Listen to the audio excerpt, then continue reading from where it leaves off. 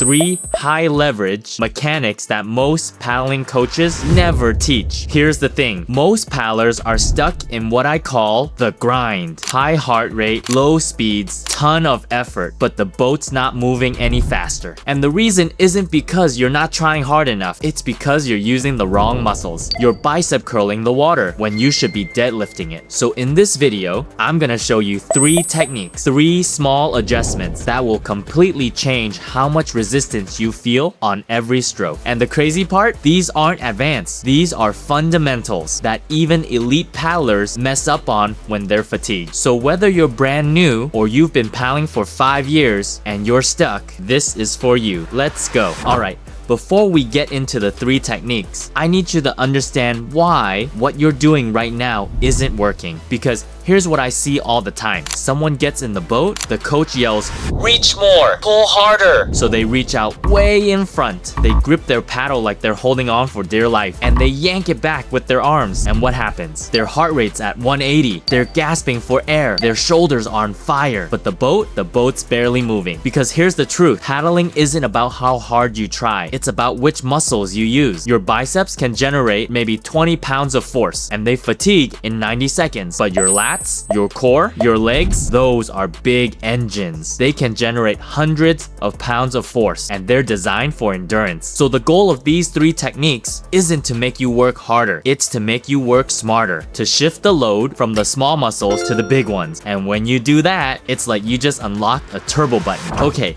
Technique number 1, the 80-100 setup. And this is the foundation for everything else. Because if your posture is wrong at the setup, the rest of your stroke can't work. Here's what most people do. Their shoulders are up by their ears. Their chest is caved in. Their head's looking down at the water. When you start from this position, you've already lost. Because now you're pulling with your shoulders and your arms, the small muscles. You can't engage your core. You can't use your legs. So here's the fix. Sit tall, chest up, shoulders back and down, not shrugged. Head neutral. You're not looking down.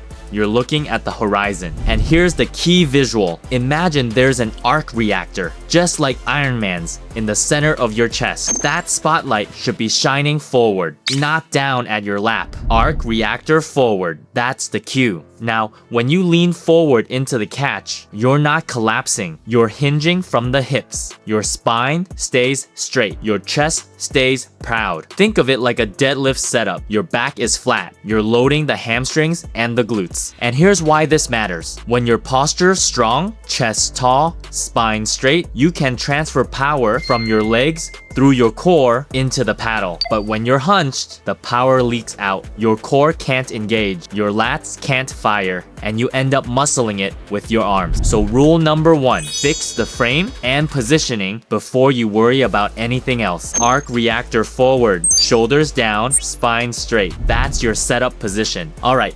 Technique number 2, the anchor. And this is where most people lose 50% of their power without even knowing it. So you've set up good posture, 80-100 setup locked in. Now you reach forward to take the stroke. And here's the mistake. Most people start pulling the second the paddle touches the water. They're so eager to get the stroke going that they yank it back before the blade is even fully submerged. And when you do that, you're just ripping the air. You're not catching any water. So here's the rule. Bury first, then pull. Watch. I reach forward, the blade enters the water, and before I pull, I pause for a split second as my body weight goes forward to make sure the blade is fully submerged. My bottom hand should be damn near touching the water. If it's not, the blade is not deep enough. And then, once I feel the resistance, that heavy water, that's when I pull. Now, here's the analogy I use. Think of the paddle like a pole planted in mud. You don't pull the pole towards you. You push yourself past the pole. So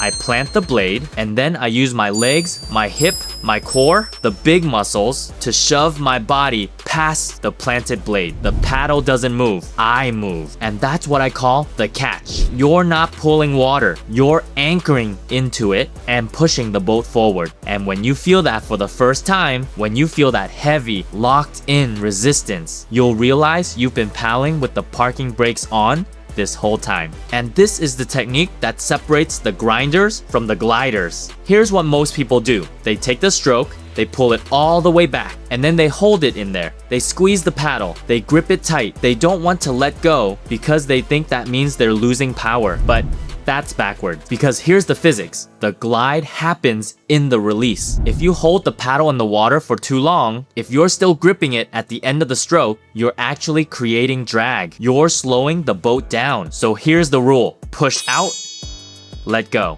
Watch, I take the stroke, I push all the way through, and then at the end, right by my hip, I release. My top shoulder pushes down and across. My bottom hand loosens. I'm not squeezing. I'm not holding. I'm pushing out and letting go. And then I recover. Smooth, relaxed, no tension. And here's the magic. When you release cleanly, when you don't fight the water at the end, the boat keeps moving. It's gliding. You're not starting from zero at every stroke. You're building momentum. And that's how you get fast without getting tired. So push through, release, relax, and repeat. Alright, so let's recap. Technique 1, the 80 setup. Chest tall, spine straight, shoulders down. Your posture is your foundation. Technique 2, the anchor. Bury first, then pull. Lock into the heavy water before you try to move it. And technique 3, the release. Push out, let it go. Don't hold tension at the end of your stroke. Now, if you just take these 3 things and you drill them for the next 2 weeks, I promise you, you'll feel a difference. The boat will feel lighter, the stroke will feel smoother, and you'll stop fighting yourself. But here's the thing, these are just 3 of the fundamentals. There's the hip drive, the rotation, the timing, the breath, the switch if you're on an outrigger, and if you want the full system, if you want weekly workouts, video breakdowns, and a community of paddlers who are on the same journey, I built something for you. It's called the Tech League Coaching Community on School. It's free for 7 days. You get access to everything. Workouts, courses, video reviews, live Q&As. The link is in the description. And look, whether you join or not, I just want you to remember this. Paddling is a physics problem. It's not about trying harder. It's about moving smarter. So stop grinding and start engineering. I'll see you on the water.